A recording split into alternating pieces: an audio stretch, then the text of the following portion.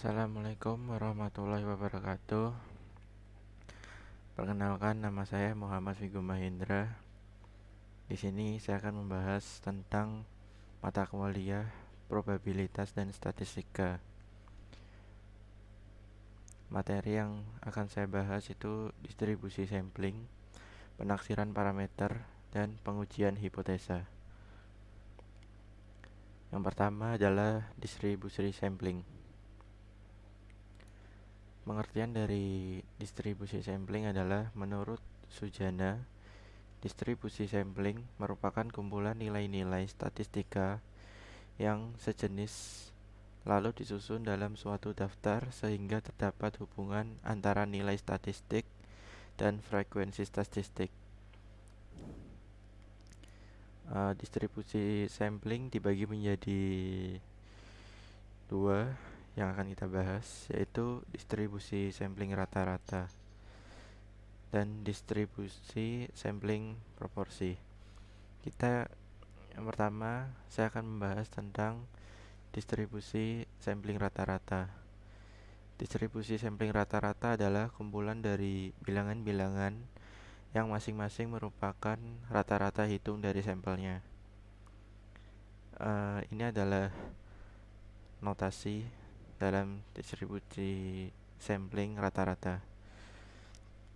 N kecil itu untuk sampel, X bar itu untuk rata-rata sampel, S untuk standar deviasi sampling, mu X bar itu untuk rata-rata pada distribusi sampling rata-rata, to X bar itu untuk standar deviasi pada distribusi sampling rata-rata. N besar itu ukuran populasi, sedangkan mu itu rata-rata populasi, sedangkan to standar deviasi populasi. Distribusi sampling rata-rata memiliki beberapa rumus. Ini adalah rumus-rumusnya. Rumus-rumus ini memiliki sebuah syarat. Yang pertama, apabila N kecil per N besar lebih kecil sama dengan 5%, maka menggunakan rumus yang ini. Tetapi apabila N kecil per N besar lebih besar daripada 5%, maka menggunakan rumus yang ini. Yang membedakan adalah yang ini tidak menggunakan faktor koreksi, sedangkan yang ini adalah faktor koreksi. Faktor koreksi itu yang ini, yang akar N min N kecil, N besar min 1. Oke, kita lanjut, yaitu distribusi sampling proporsi. Menurut Sujana, distribusi sampling proporsi adalah kumpulan atau distribusi semua perbandingan sampelnya untuk suatu peristiwa. Notasi dalam distribusi sampling proporsi itu ada dua. Mu X per N itu rata-rata pada distribusi sampling proporsi. To X per N itu standar deviasi pada distribusi sampling proporsi. Ini adalah rumusnya. Rumusnya hampir sama untuk syarat-syaratnya. Ini ada ya, kalau N kecil per N besar itu lebih kecil 5%, maka menggunakan rumus yang ini. Lalu kalau N kecil per N besar lebih besar daripada 5%, maka menggunakan rumus ini. Ya, ini untuk rata-rata menggunakan mu X per N sama dengan P, sama untuk yang lebih besar dari 5%. Yang membedakan adalah faktor koreksinya. Ya, faktor koreksi hanya digunakan jika N per N besar lebih besar 5%, nilai N per N besarnya. Jika nilai P dari populasi tidak diketahui, dalam hal ini P dianggap sama dengan 0,5, yaitu nilai pi 1 min pi yang maksimum. Oke, kita akan membahas soal untuk memperjelas pengetahuan kalian. Ini adalah contoh soal sampling rata-rata. Soalnya adalah dari 3.000 orang calon mahasiswa baru Udinus yang mengikuti tes seleksi, nilai mereka berdistribusi normal dengan rata-rata 80 dan standar deviasi 10. Berapakah peluang dari 25 calon mahasiswa baru yang mempunyai rata-rata nilai 78 dan 90? Di sini kita akan bahas. Kita akan mencari diketahuinya dulu. Yang pertama adalah N-nya 3000, lalu mu-nya itu 80, itu dengan rata-ratanya 80. Terus to-nya itu 10, yaitu standar deviasinya.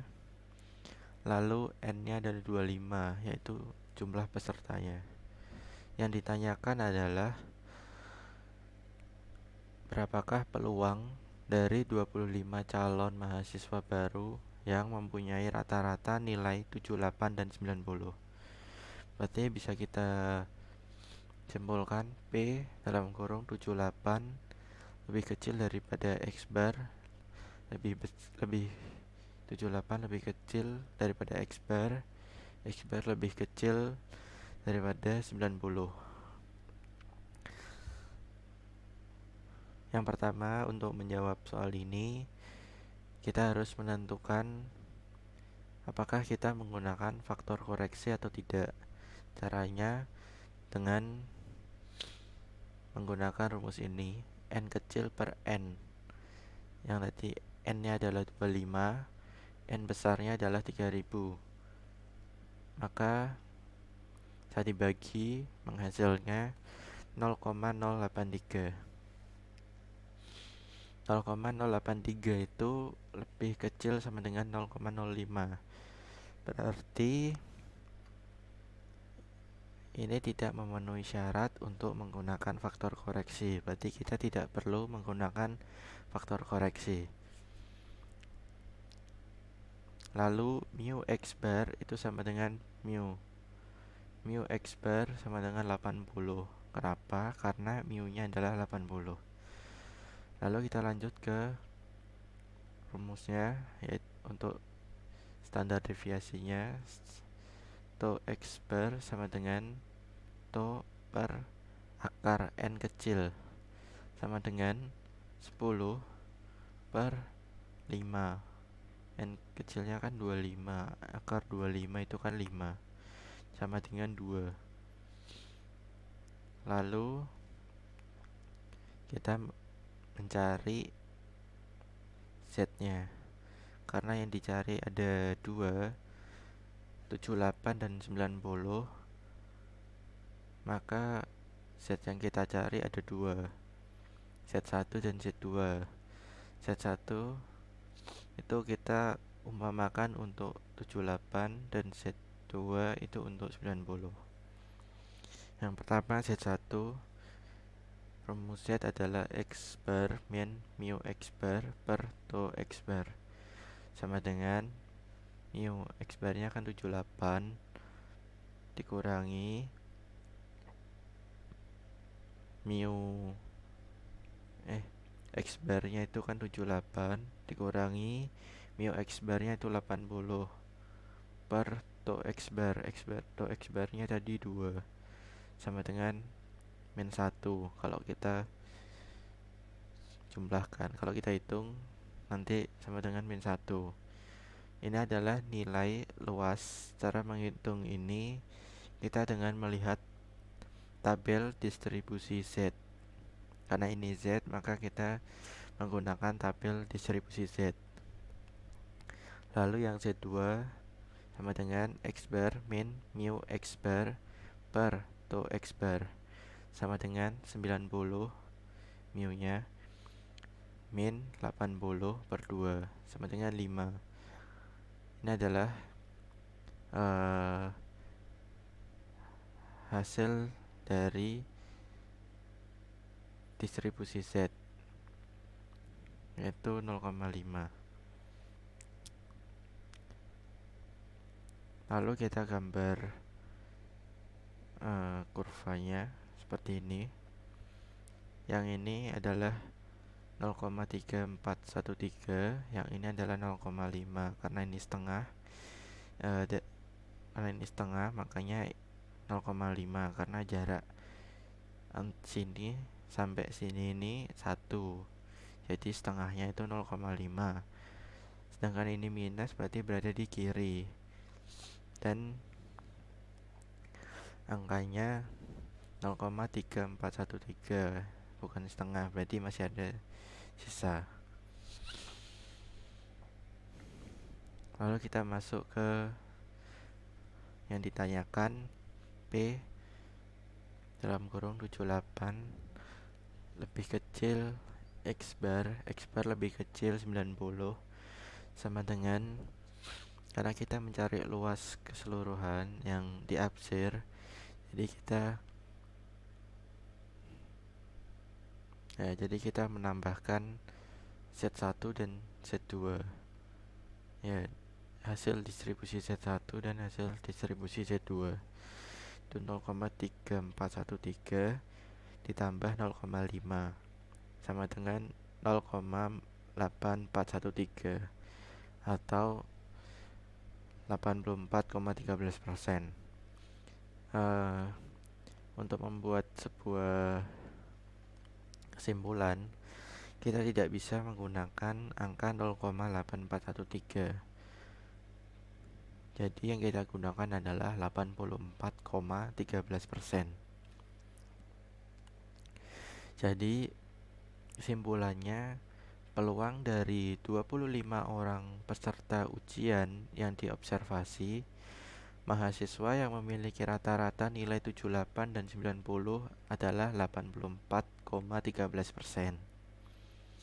Ini adalah soal untuk sampling rata-rata. Sekarang kita lanjut ke contoh soal sampling proporsi. Soalnya berbunyi, dalam suatu tes ditemukan bahwa 30% dari peserta dinyatakan lulus. Diambil 200 peserta sebagai sampel acak dari semua peserta yang mengikuti tes. Berapa probabilitas peserta yang lulus kurang dari 25%? Jadi yang ditanyakan adalah kurang dari 25% peserta yang lulus. Oke, kita lanjut ke pembahasannya. Kita seperti biasa harus diketahui dulu agar lebih mudah untuk menjawab soal. Yang diketahui adalah ada N, yaitu pesertanya. Lalu ada P 30% atau 0,3. P itu ya 30% dari peserta dinyatakan lulus.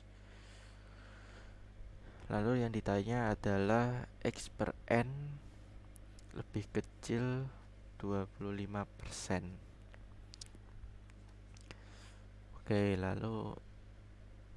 Untuk itu kita harus, karena kita tahu apa yang ditanya, yaitu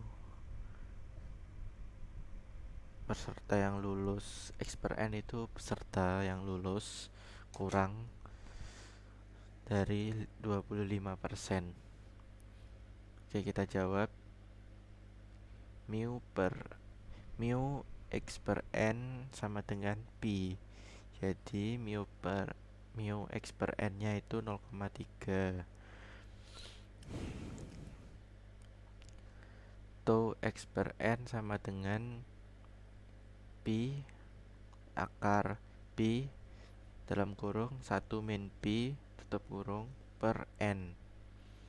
Akar P nya itu 0,3, 1 min 0,3 itu 0,7, N nya itu 200. sama dengan 0,0324. Lalu kita mencari Z karena sudah ketemu tau X per N nya yang akan nanti dimasukkan ke sini. Oke, rumus Z pada distribusi proporsi X per N min mu X per N per tau X per N sama dengan 0,5 dikurangi 0,3 per 0,0324 sama dengan minus 1,54. Pada tabel distribusi Z, minus 1,54 itu nilainya 0,4382. Lalu kita menggambar grafiknya seperti ini. Ini adalah grafik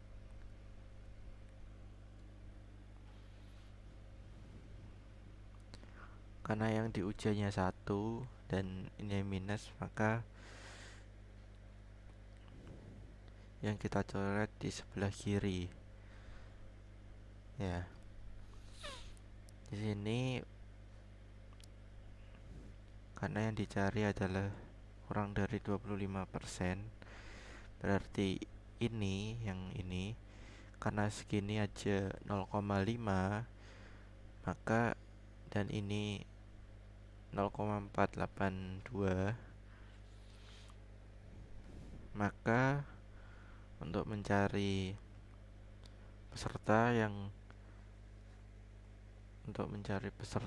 lulus kurang dari 25% atau bagian yang ini, itu tinggal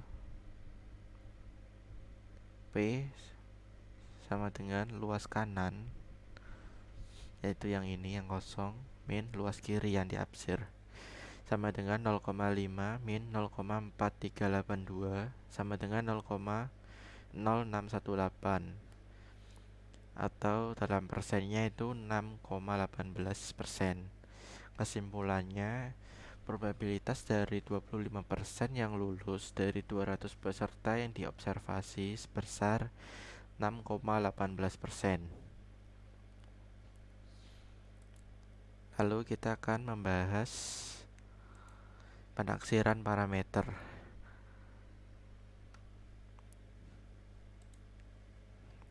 Pengertian penaksiran parameter yaitu pendugaan atau taksiran nilai parameter populasi berdasarkan sampel. Penaksiran parameter ada dua jenis, yaitu penaksiran titik dan penaksiran interval. Jenis penaksiran ada dua yang akan kita bahas. Yang pertama ada penaksiran titik. Penaksiran titik itu suatu metode untuk menaksirkan nilai parameter populasi dalam satu titik tertentu. Sedangkan yang kedua, penaksiran interval. Penaksiran interval itu suatu metode untuk menaksir nilai parameter populasi dalam bentuk interval antara dua titik. Artinya, nilai parameter ditaksir antara dua harga atas dasar interval keyakinan tertentu. Ukuran batas keyakinan biasanya dinyatakan dalam persen. Kriteria penaksiran yang baik itu ada 3, yaitu tidak bias, efisien, dan konsisten. Tidak bias itu maksudnya pendugaan harus sama atau mendekati parameter populasi yang diduga. Sedangkan efisien itu memiliki standar deviasi yang kecil. Sedangkan konsisten itu statistik sampel akan semakin mendekati parameter populasinya. Selanjutnya kita akan membahas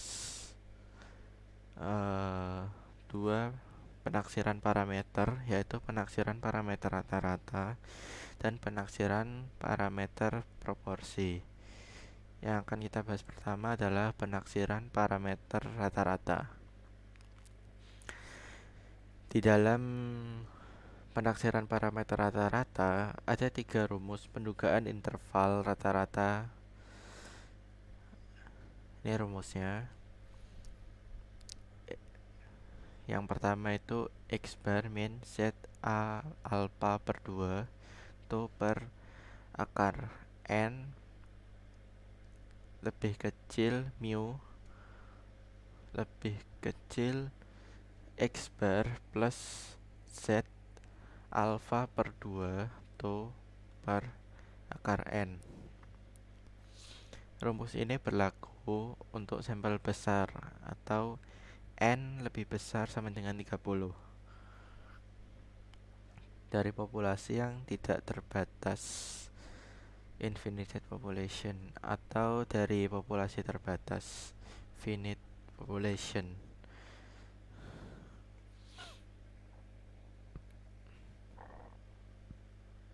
Lalu yang kedua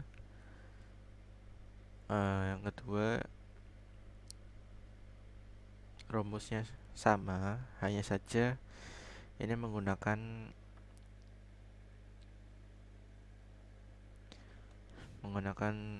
ditambahkan dengan n besar min n per n besar min 1. Ini adalah faktor koreksi. Adanya faktor koreksi itu jika n min n besar lebih besar dari 0,05. Sedangkan kalau nggak pakai faktor koreksi itu kalau n kecil per n besar lebih kecil sama dengan 0,05. Lalu rumus yang ketiga itu menggunakan T.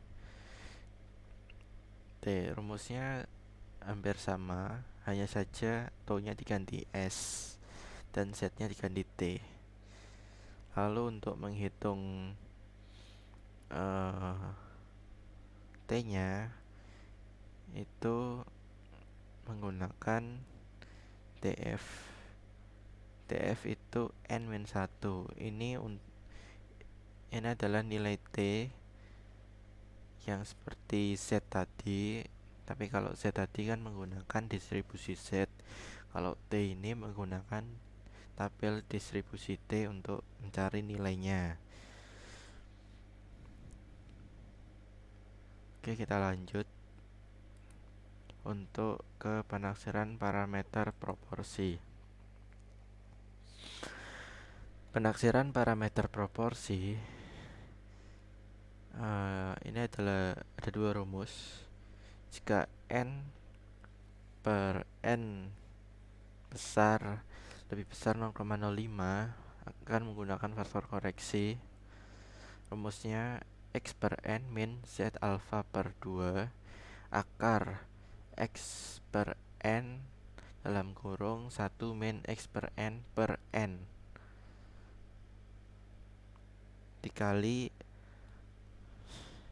dikali faktor koreksinya lebih kecil dari B.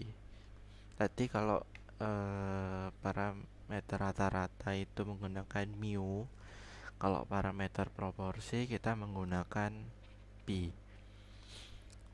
Yang sampingnya sama, cuman yang membedakan adalah plusnya. Di sini kalau di sebelah kiri itu minus, sebelah kanannya plus. Lalu yang rumus ini sama, hanya yang membedakan itu faktor koreksinya. Di sini tidak ada faktor koreksi karena n kurang dari 30. Oh, enggak pakai koreksi itu karena n per n besar lebih kecil sama dengan 0,05. Sedangkan untuk menggantikan T atau Z itu tergantung sampel kecil. Kalau sampel besar menggunakan Z, kalau sampel kecil itu kan N lebih kecil dari 30, itu menggunakan T alpha per 2, menggunakan T. Oke, kita lanjut ke contoh soalnya agar lebih paham. Oke, di sini contoh soal penaksiran parameter rata-rata. Sebanyak 200 perusahaan yang berdiri di Indonesia, seorang pejabat perbankan berpendapat bahwa dari 50 perusahaan di Indonesia yang ia selidiki, modal suatu perusahaan itu 500 juta. Standar deviasi modal tersebut sebesar 20 juta. Dengan tingkat keyakinan sebesar 99%, ini adalah tingkat keyakinan yang tinggi. Berapa taksiran rata-rata modal perusahaan tersebut? Berarti kita harus mencari taksiran rata-rata modal perusahaan tersebut. Oke, kita bahas. Kita harus mencari diketahuinya dulu, yaitu ada N besar sama dengan 200. N besarnya 200 perusahaan, N kecilnya itu 50 perusahaan di Indonesia yang menjadi sebuah observasinya. Sedangkan X barnya itu 500, yaitu model suatu perusahaan 500 juta. Lalu S nya itu 20, yaitu standar deviasi. Ini ada standar deviasi, S nya 20. Sedangkan ya kita menggunakan N kecil per N besar untuk mengetahui apakah menggunakan faktor koreksi atau tidak. Dan ternyata menggunakan faktor koreksi karena 0,25 lebih besar daripada 5%. 5% itu 0,05. Ya, N-nya kan 50 per 200, yaitu 0,25. Yang ditanyakan ini menggunakan rumus Z alpha per 2 dilengkapi dengan faktor koreksi. Oke, kita jawab.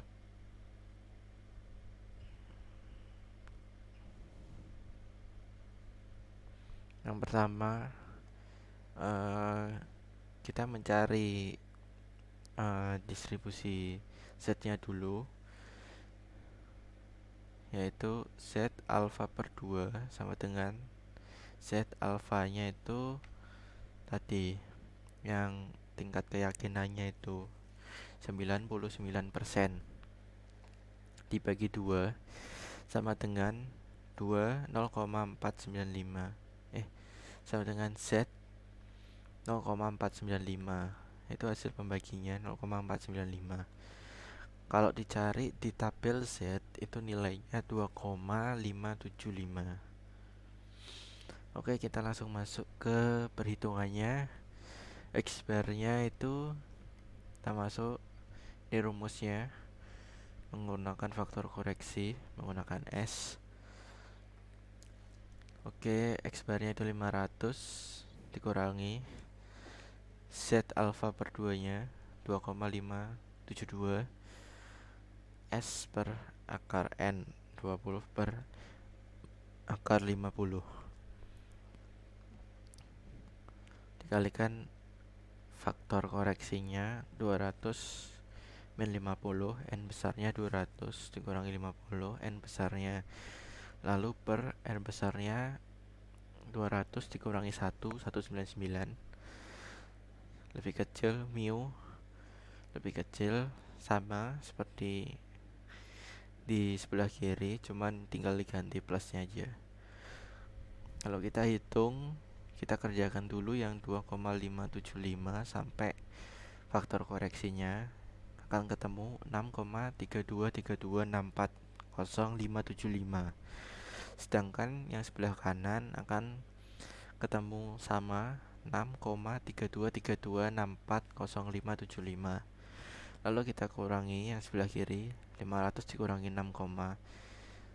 6,3232640575 yaitu 493,6767359425. Sedangkan di sebelah kanan itu ditambah dan hasilnya 506,3232640575. Jadi kesimpulannya, dengan tingkat signifikasi 1%, rata-rata modal perusahaan berkisar antara 493,6767359425 dan 506,3232640575 juta.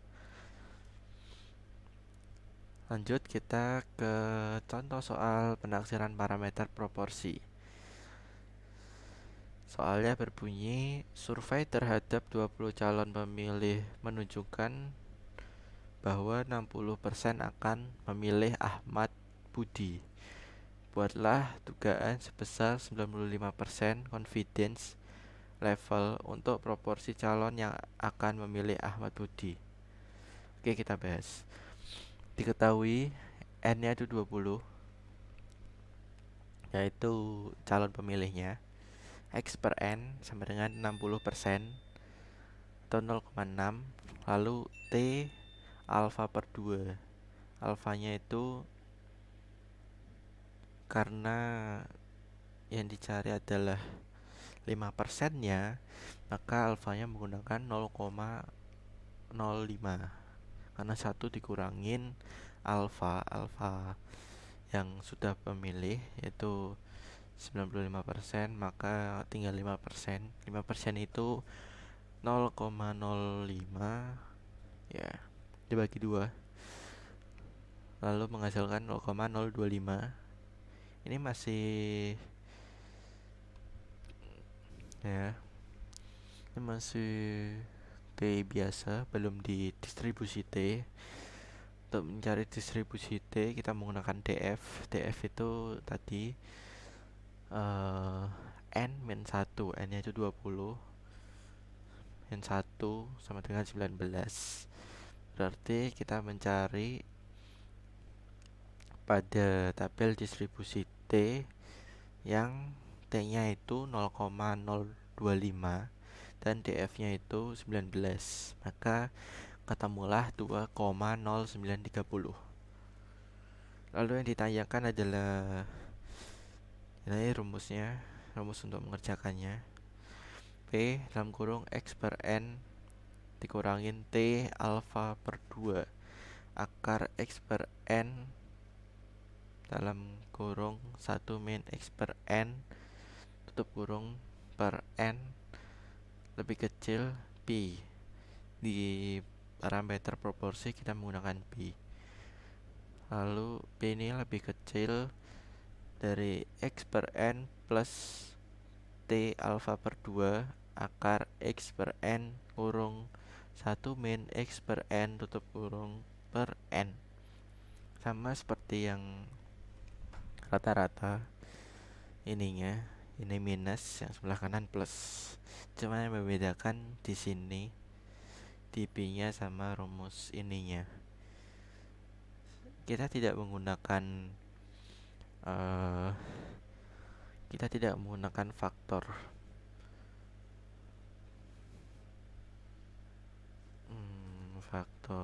bentar.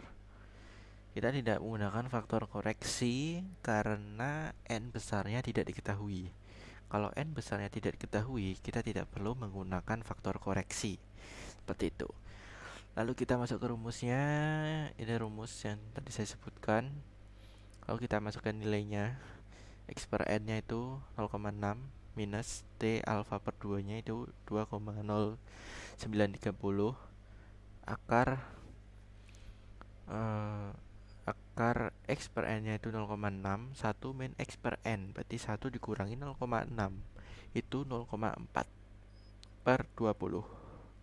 N-nya 20 sama lebih kecil, Pi lebih kecil daripada yang kanan 0,6 plus di sini plus 2,0930 akar 0,6 sama 0,4 per 20 sama. Ya, yang membedakan itu cuman kalau yang kiri itu minus, kalau yang kanan itu plus.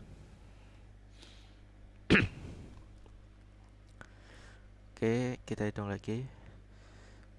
Kita selesaikan yang ini dulu, yang 2,0930 akar 0,6 kali 0,4 per 20. Kita selesaikan dan hasilnya 0,229276626. Jadi kita yang kanan pun sama, lalu kita jumlahkan dengan yang X per N nya yang 0,6 dikurangi 0,229276626, itu hasilnya 0,370723374.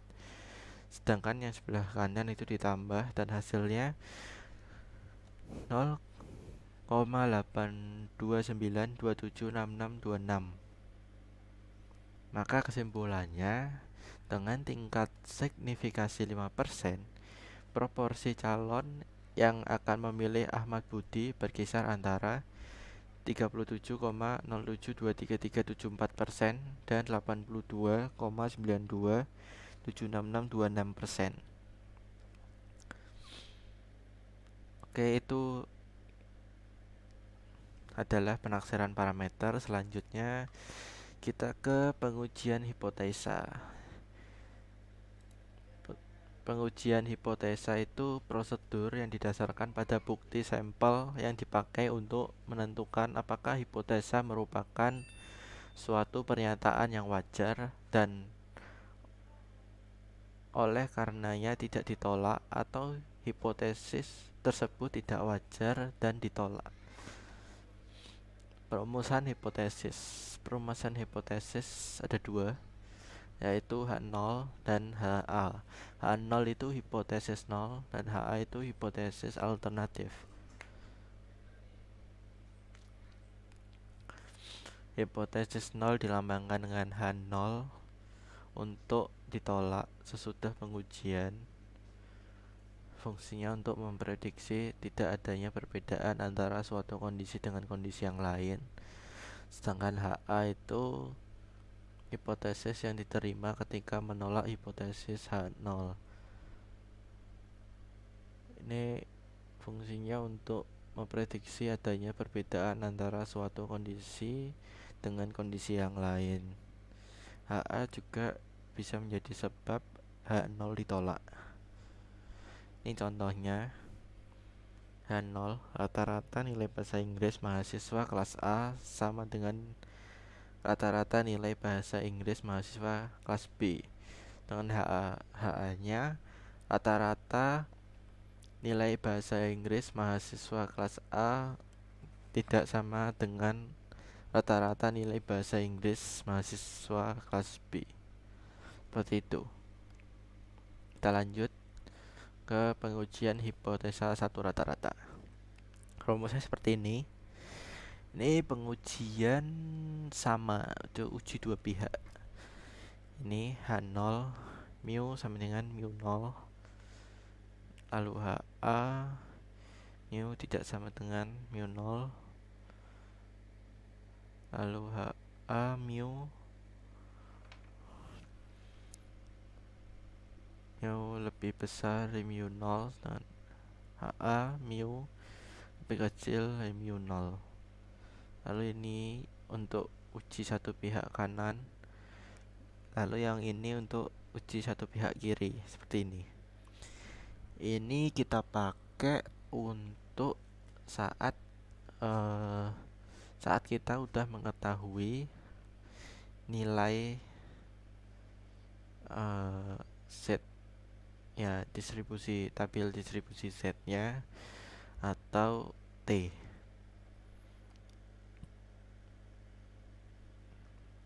Oke, ini untuk menghitung Z-stat dan D-stat.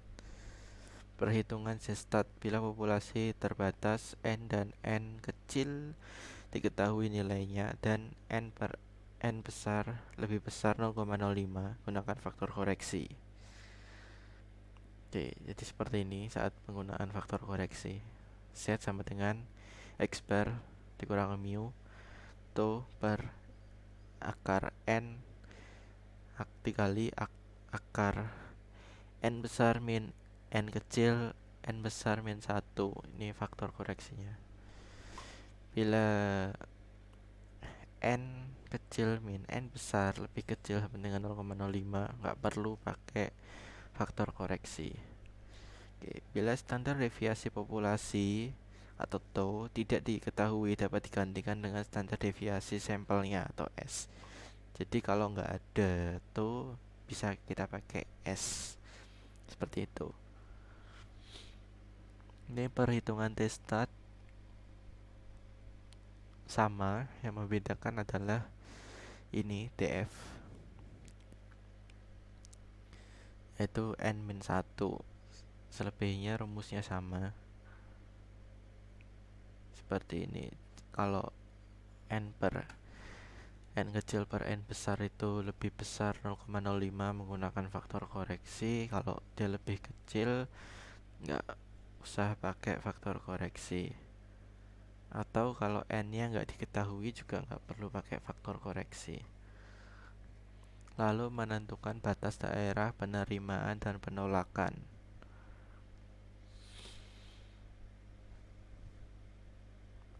Untuk Z setengah alfa itu untuk uji dua pihak, sedangkan ZA itu untuk satu pihak.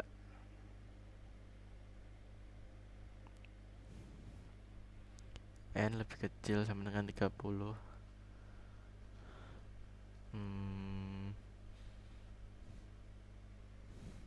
Oh ini, DF itu degree of freedom. Degree of freedom itu derajat kebebasan. Nanti di tabel ada namanya DF, yaitu untuk mencari nilai di distribusi tabel distribusi T.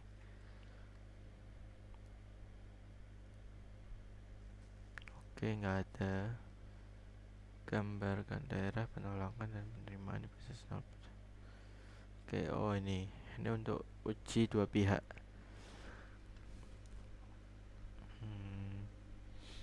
Yang diabsen ini daerah penolakan, sedangkan yang bersih ini daerah penerimaan. Ini dua pihak, jadi ada dua di kanan dan di kiri. Kalau satu pihak kanan cuma di kanan, kalau satu pihak kiri cuma di kiri. Seperti itu. Untuk keterangannya seperti ini, daerah yang diabsen adalah daerah penolakan H0, dan untuk N lebih kecil sama dengan 30, Z diganti dengan T. Oke.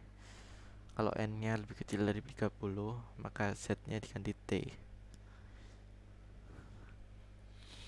Menentukan kriteria penerimaan atau penolakan. Nah, ini penting untuk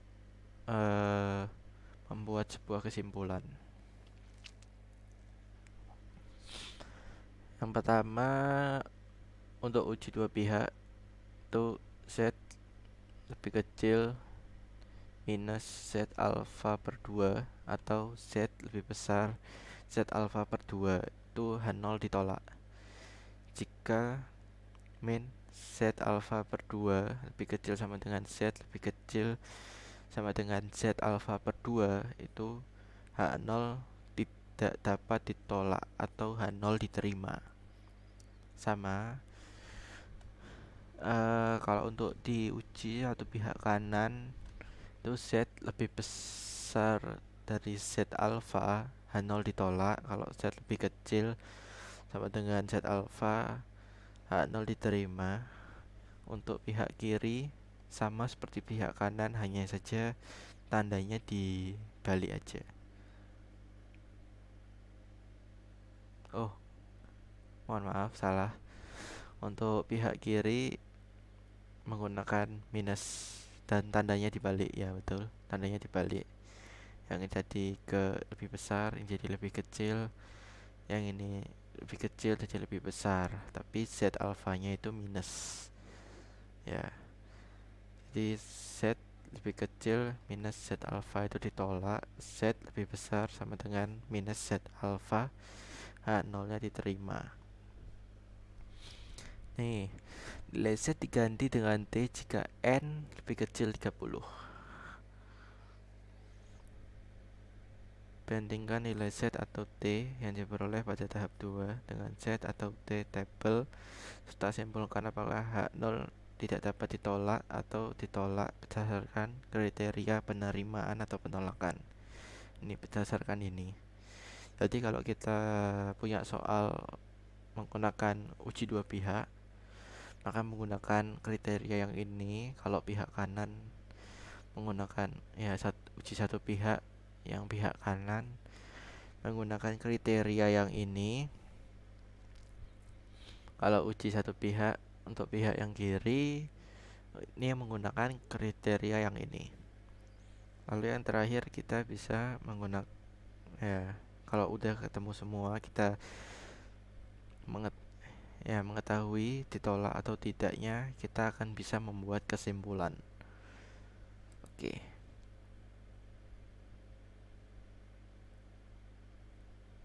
Lanjut kita ke pengujian hipotesa beda dua rata-rata. Rumus hipotesisnya H0 mu sama dengan mu 1 sama dengan mu 2, mu 1 lebih kecil mu 2, mu 1 lebih besar mu 2. HA nya mu 1 tidak sama dengan mu 2, mu 1 lebih besar mu 2, lalu mu 1 lebih kecil mu 2. Nilai krisis cari di tabel data set, yaitu tadi nilai distribusi T, nilai pada T dan Z. Oke, kita lanjut untuk rumusnya. Kita langsung ke rumus. Ini rumus menentukan nilai hitung sampel besar. Ada dua, untuk sampel besar sama sampel kecil. Sampel kecil itu kalau N lebih kecil sama dengan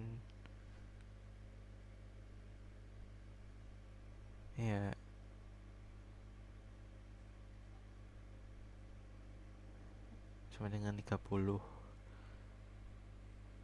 sepertinya. Oke, kita lanjut.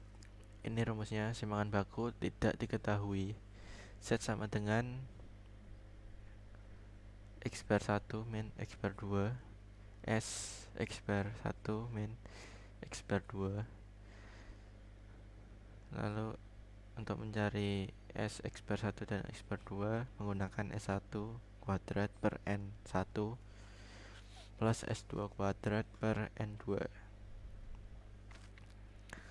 Ini kalau simpangan baku tidak diketahui. Kalau simpangan baku diketahui, ini simpangan baku. Tau itu adalah simpangan baku. Kalau diketahui menggunakan rumus yang ini. Cuman sama aja, cuman diganti ininya aja. S-nya diganti to. To menentukan sampel kecil. Rumus untuk sampel kecil itu T. T juga bisa diganti Z kalau nilai N lebih kecil dari 30.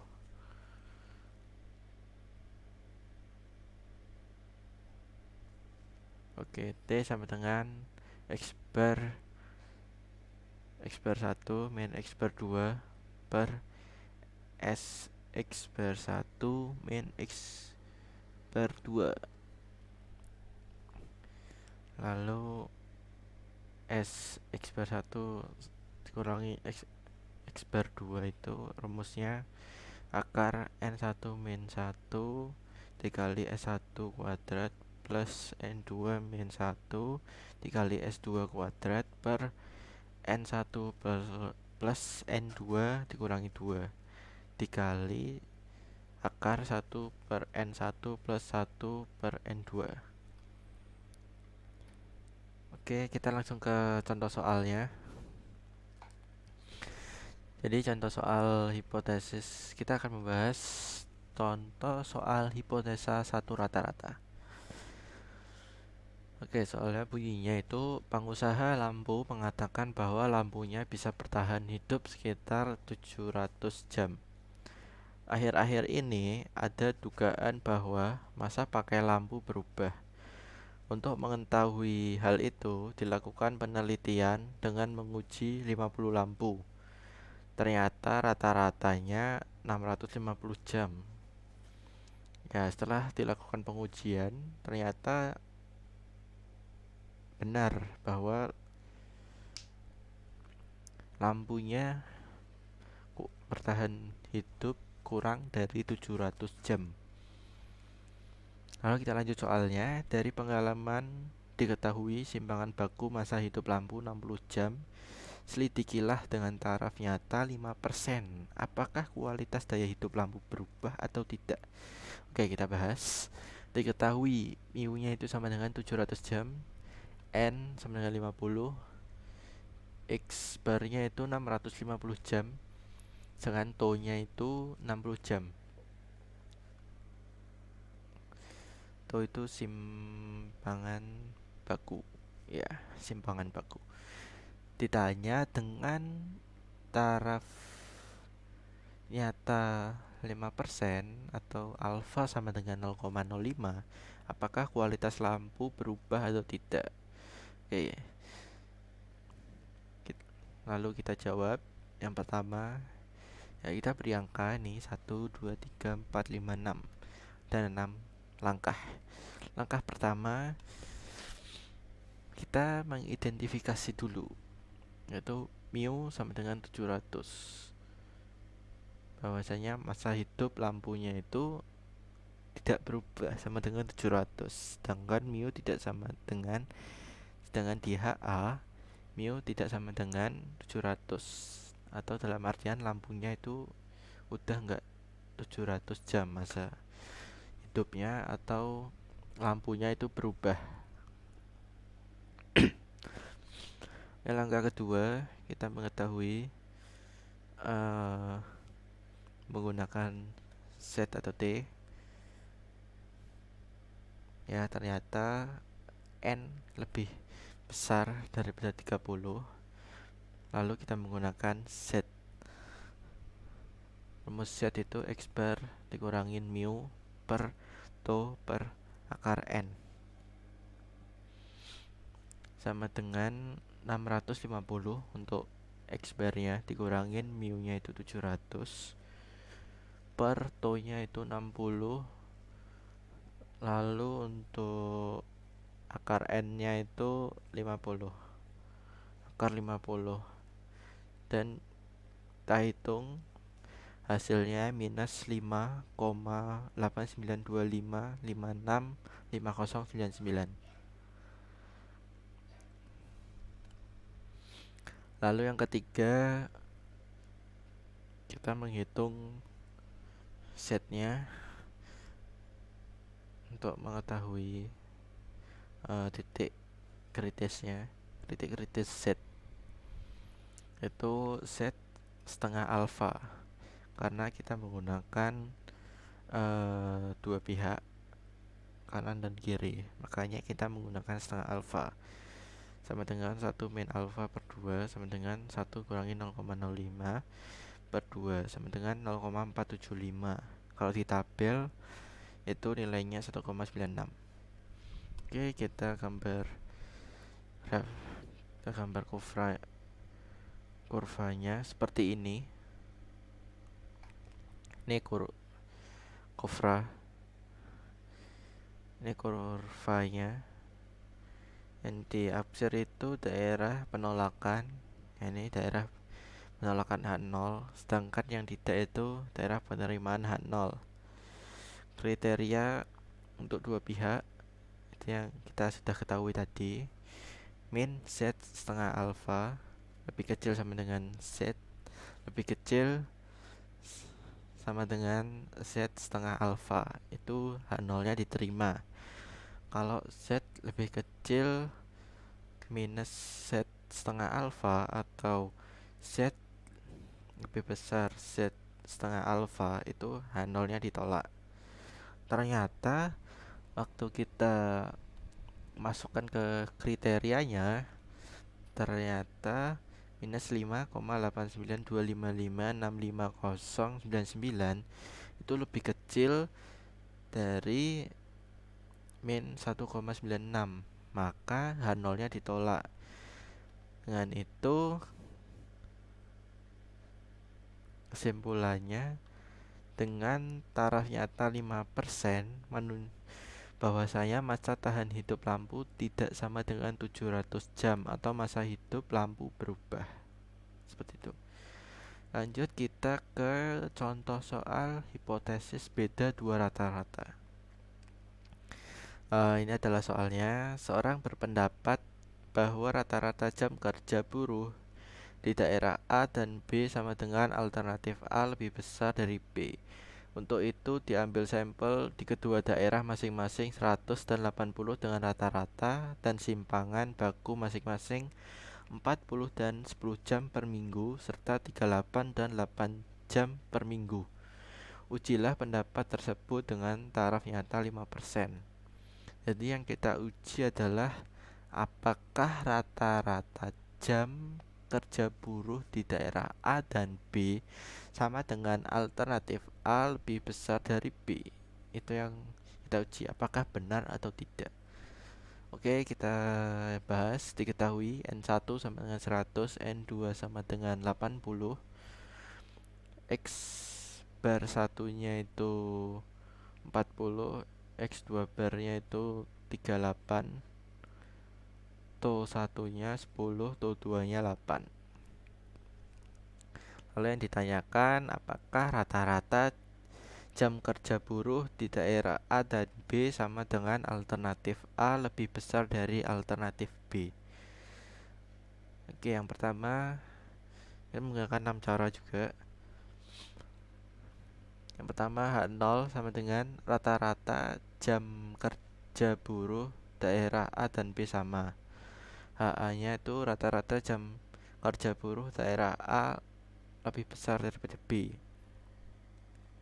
Oke, taraf nyata alfa sama dengan 5% sama dengan 0,05. Oke, kita menggunakan set. Set sama dengan X1 bar dikurangin X2 bar per akar dalam kurung To 1 kuadrat per N1 tutup kurung plus dalam kurung To2 kuadrat per N2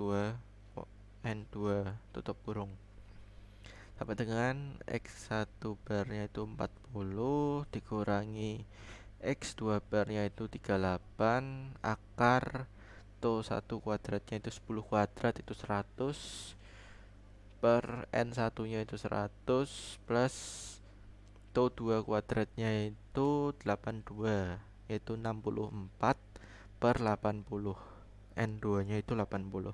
Lalu kita hitung dan hasilnya 40 kurang 38 itu 2, dan hasil dari akar ini itu 1,3416407865. Lalu 2 dibagi ini 2 dibagi 1,3416407865 itu 1,4907111985. Ini hasil dari setnya. Lalu kita menghitung titik kritis setnya karena kita menggunakan uji satu pihak kanan, ini berada di kanan, maka kita tidak menggunakan setengah alfa, tapi kita menggunakan alfa sama dengan set alfanya itu 0,05. 0,05 itu 1,64. Lalu kita gambar kurvanya seperti ini. Ini adalah daerah penerimaan H0, sedangkan yang diaksir ini daerah penolakan H0. Lalu kita menggunakan kriteria.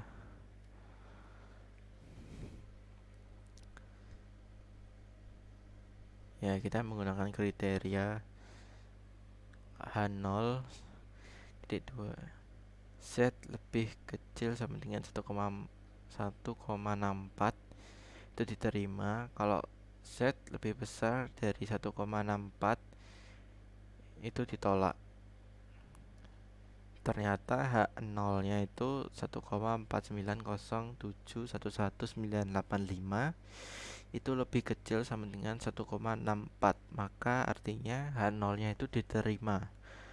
Jadi kesimpulannya bahwa pendapat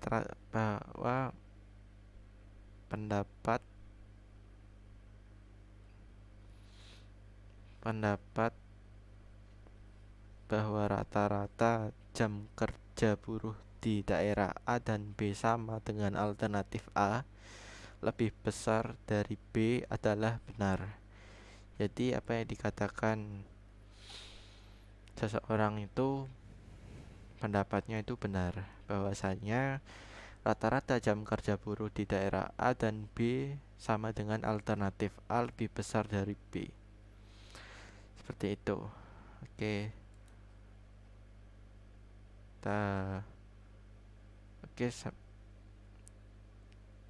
kita sudah selesai. Oke, sekian penjelasan dari saya. Penjelasan materi probabilitas dan statistika tentang 3 materi tadi. Apabila ada salah atau kata-kata yang keliru atau rumus-rumus yang mungkin salah dalam penyebutan, saya mohon maaf. Atas perhatiannya, terima kasih. Wassalamualaikum warahmatullahi wabarakatuh. Selamat siang.